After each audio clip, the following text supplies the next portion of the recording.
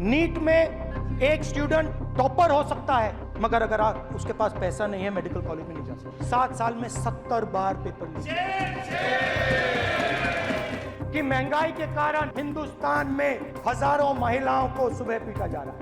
Gas cylinder महंगाई, तो आपने गरीबों को, महिलाओं को डराने का काम किया। देखो अब आप चिल्ला नहीं रहे हो, अब आप शांत हो, सच्चाई बोल दी, चिल्ला नहीं रहे। स्टूडेंट्स की बात करते हैं।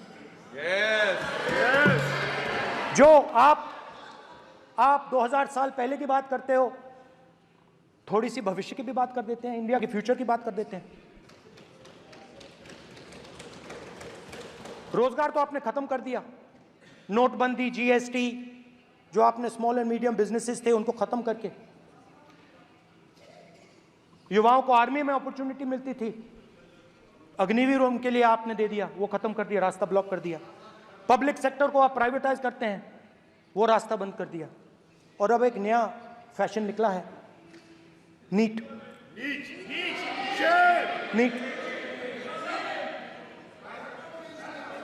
प्रोफेशनल एग्जाम्स को आपने कमर्शियल एग्जाम्स में बदल दिया है। NEET is not a professional exam, NEET is a commercial exam. NEET में एक स्टूडेंट टॉपर हो सकता है, एक्सीलेंट स्टूडेंट हो सकता है, मगर अगर उसके पास पैसा नहीं है मेडिकल कॉलेज में नहीं जा सकता। सिंपल सी बात। नीट का पास मार्क 22% है। वो पूरा का पूरा एग्जाम, सर एजुकेशन मिनिस्टर पूरा का पूरा एग्जाम अमीर बच्चों के लिए बनाया गया है। कोटा में पूरे के पूरे एग्जाम को आपने सेंट्रलाइज किया। हजारों करोड़ रुपए बन रहे हैं,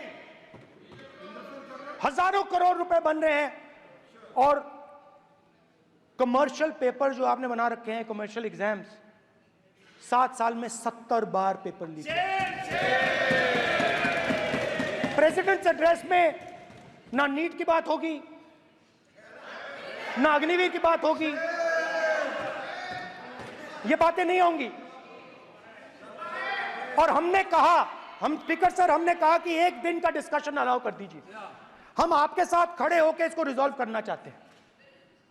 इंस्टीट्यूशनल फेलियर है, हम आपकी मदद करना चाहते हैं, रिजॉल्व करना चाहते हैं। सरकार कहती है नहीं, डिस्कशन नहीं होगा, भविष्य का डिस्कशन हो ही नहीं सकता। तो ये हालत है। जहां भी ये देखते हैं, ये सोचते हैं कि भाई भय कैसे पैदा करें, माइनॉरिटीज को डराते हैं। नहीं, कांग्रेस नहीं डरती आपसे, आप कांग्रेस से डरते हो।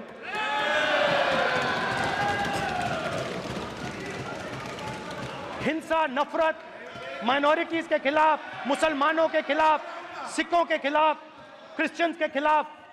और माइनॉरिटीज ने क्या किया? माइनॉरिटीज ने क्या किया? हर स्फीयर में हिंदुस्तान को रिप्रेजेंट करते हैं, नाम रोशन करते हैं, पत्थर जैसे हिंदुस्तान के साथ एक साथ खड़े हैं, देशभक्त हैं। और आपने सारे के सारे माइनॉरिटीज पर आक्रमण किया, उनके खिलाफ हिंसा, नफरत फैलाई कि महंगाई के कारण हिंदुस्तान में हजारों महिलाओं को सुबह पीटा जा रहा है। उसके शब्द हैं, मेरे शब्द नहीं हैं। गैस सिलेंडर महंगाई, तो आपने गरीबों को, महिलाओं को डराने का काम किया। शिव जी कहते हैं डरो मत, डराओ मत। आपने हिंदुस्तान की महिलाओं को महंगाई से हर रोज डराया है। See, sir, Speaker sir, NEET students spend years and years preparing for their exam. Their family supports them financially, emotionally. And the truth is that NEET students today do not believe in the exam. Because they are convinced that the exam is designed for rich people, not meritorious people. I have met a number of NEET students, every single one of them tells me that the exam is designed to create a quota for rich people and to create a passage for them into the system, and is designed not to help poor students. Now, इससे भी बहुत डर होता है. महीनों पढ़ाई करते हैं, ये पता नहीं कि भैया एग्जाम लीक हो जाएगा नहीं होगा, अगर पास भी हो गए तो पैसा कहां से आएगा. तो उधर भी इन लोगों ने भय डालने का काम किया. तो जहां भी ये देखते हैं ये भय डालते हैं. सेना में, युवाओं में, किसानों में, मजदूरों में, महिलाओं में, डिसेबल्ड में भी. और मैं ये भी कह सकता हूं कि सिर्फ बाकी हिंदुस्तान में भी नहीं, मगर अपनी पार्टी में भी भय है. आपकी पार्टी में डर है, भय है, सच्चाई है. देखो अब आप चिल्ला नहीं रहे हो, अब आप शांत हो, अब बिल्कुल शांत हो. सच्चाई बोल दी, चिल्ला नहीं रहे, चुप. क्योंकि आपकी ट्यूनिंग डायरेक्टली, प्रॉब्लम क्या है, आप चिल्ला भी नहीं सकते क्योंकि कनेक्शन नहीं. सर मैं बोल रहा हूं, सर समझा रहा हूं, स्ट्रक्चर बोल रहा हूं. सर लोकतंत्र में पार्टी में डेमोक्रेसी होनी चाहिए. कोई भी इन पार्टियों में कोई भी आके कुछ भी कह देता है.